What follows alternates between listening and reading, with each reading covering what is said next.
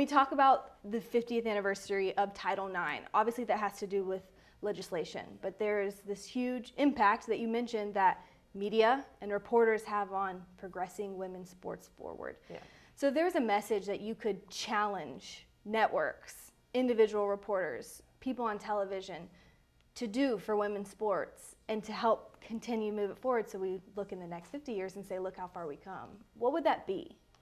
Well, it would be to actually recognize how much of men's sports is subsidized in all of the ways that people act like is only existing on the women's sports side.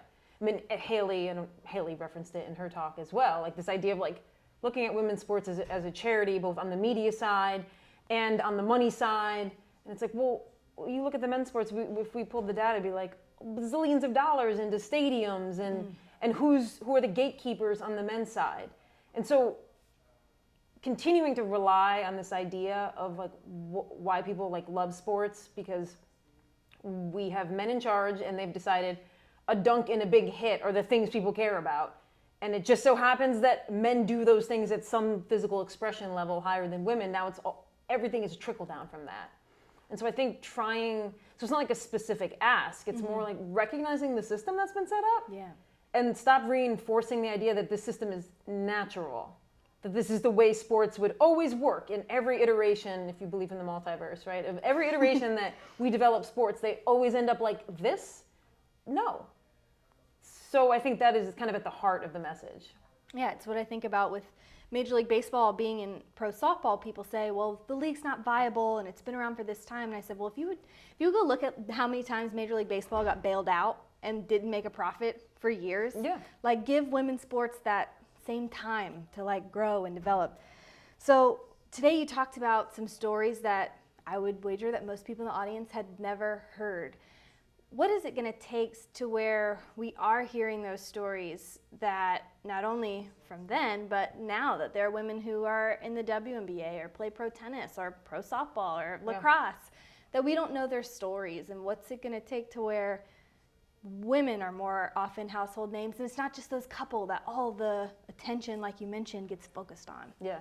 Well, I think, so one thing I think about a lot is like the mythologizing in sports, and mythologizing sports takes time, but the long-term effect of it is generational. Like, and this I'm thinking of, like, you grew up in America, you understand like some lore about Babe Ruth. You understand how even the artwork of teams has progressed over the years on the men's side. Right. There is a deep mythologizing of sports on the men's side, and it creates generational inheritance for men's sports fans. And that is what we need to start planting the seeds for. And I think it doesn't just come from saying, okay, from this point forward, we need to start doing these things. We also need to resurrect the history that has been buried because we aren't the ones telling the story, because there is a lineage and everything connects and leads us to today, but we don't even know it. And so everyone rightfully is like, well, women's sports is young. But also, we go back to, I'm just thinking basketball now, we go back to the 1898, and every year you can find women fighting to play. You can find iterations of the storytelling that has been erased. And so I think, when I think long-term in the future, I think making sure we don't let the things that happened 10 years ago, now, by the time it's 2050, like these things need to be all linked up so that there's like a generational inheritance for our female athletes and for our fans of sport to be able to understand that they're a part of something, because people like to be a part of things. And in women's sports, it always feels like we don't know, we haven't gotten the footing, but it's like, no, it's been here, it's just been erased. You talked about how people want to see the best of the best, but really you put the correlation between storylines and stakes.